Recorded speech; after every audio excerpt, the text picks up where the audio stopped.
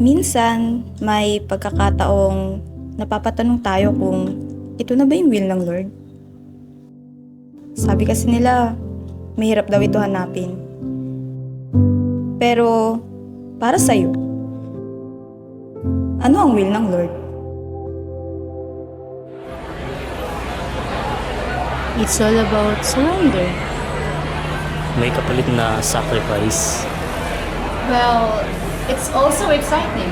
Siyempre, nakakatakot. Ano, masakit? Siyempre, perfect yan. Sa tingin ko nakakapraning. Wala pa po ako May pa. kapalit. Sa tingin ko nakakapraning. Sa tingin ko nakakapraning.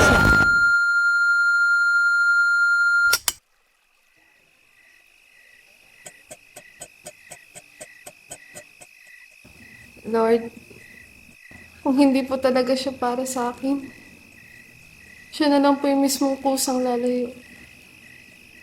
Tatanggapin ko po kahit masakit. Kahit na hindi ito madali. Patuloy po ako magtitiwala sa planong ikaw ang nag-akda.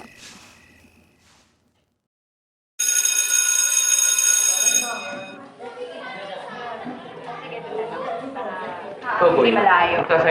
Hindi ko pa tapos kaso di rin siya perfect eh. Uy! Angas niya na! Uy, may isa! Uy, hindi parang mga loko naman to. Ano na yan?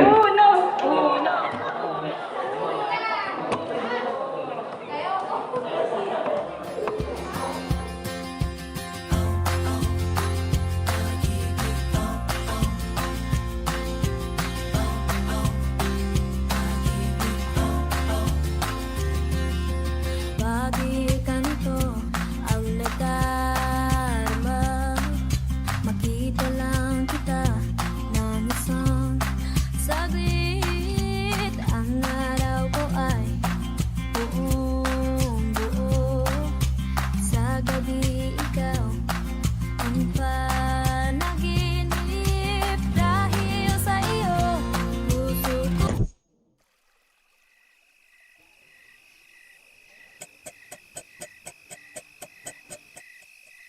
Lord, napakarami na po nangyari sa loob ng 7 taon. Maraming pagsubok man ang dumating. Patuloy pa rin nagpapasalamat dahil nariyan ka.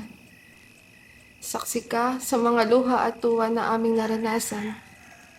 Batid mo po ang puso naming dalawa. Kaya sa pagkakataong ito, ipinapaubaya ko na po sa inyo ang lahat. Kahit may mga pagdududa pa rin po sa ngayon. Kung hindi po talaga siya para sa akin, siya na lang po yung mismong kusang lalayo. Tatanggapin ko po kahit masakit. Kahit na hindi ito madali. Patuloy po ako magtitiwala sa planong ikaw ang nag-akda.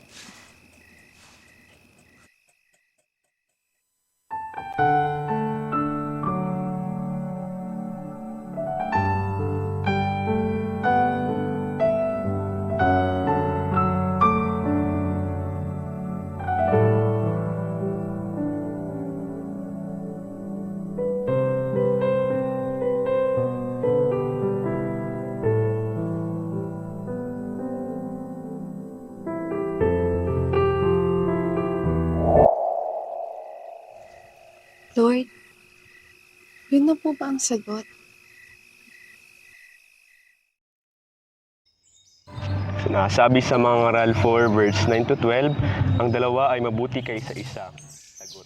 And God bless His word. Eddie, I have a question for you. Ano yun? Ano nakikita mo sa future? Ikaw.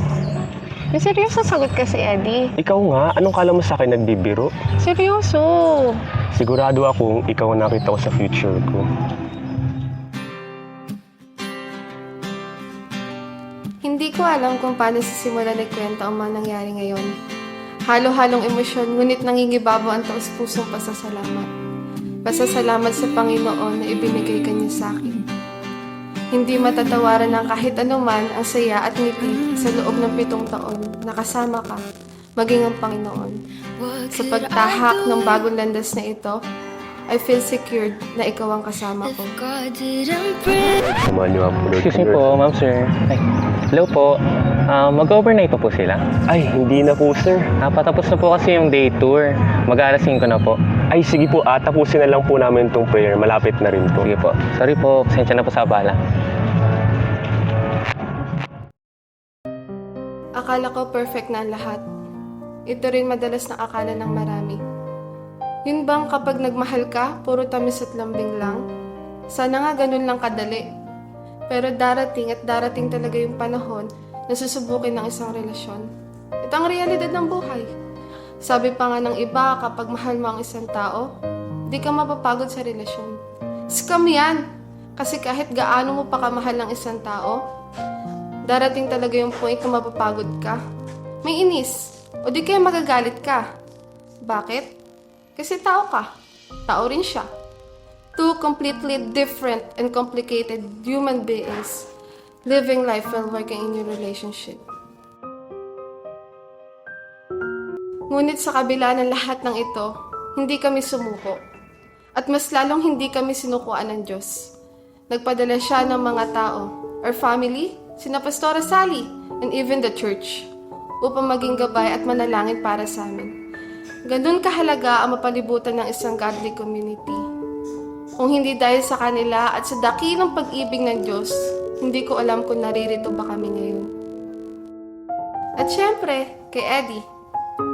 Si Eddie nananatili at di nagdalawang isip na ipaglaban ang pagmamahal niya sa akin. Si Eddie na isa sa mga dahilan kung bakit ako patuloy na nagpapasalamat sa Diyos. Nakita at naramdaman ko sa Kanya kung gaano katotoong pagmamahal niya para sa akin. Natutunan ko rin na isa sa mga bunga ng pag-ibig ay pagpapatawad. Pagpapatawad na ang Diyos ang unang nagbigay.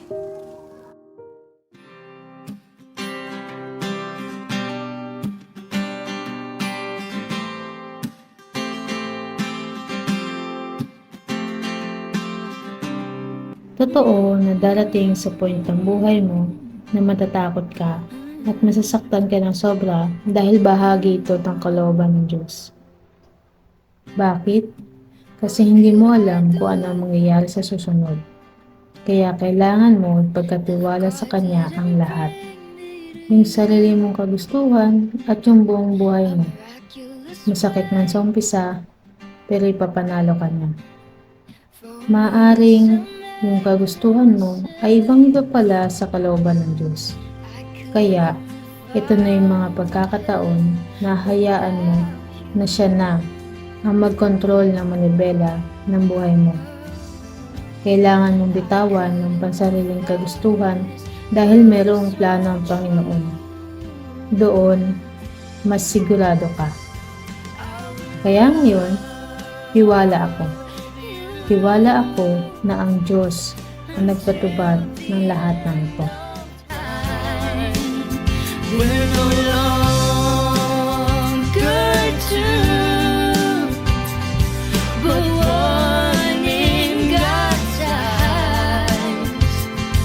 I'm holding on your arms so tight, Emmanuel, you're alive. I will love you until the end of time.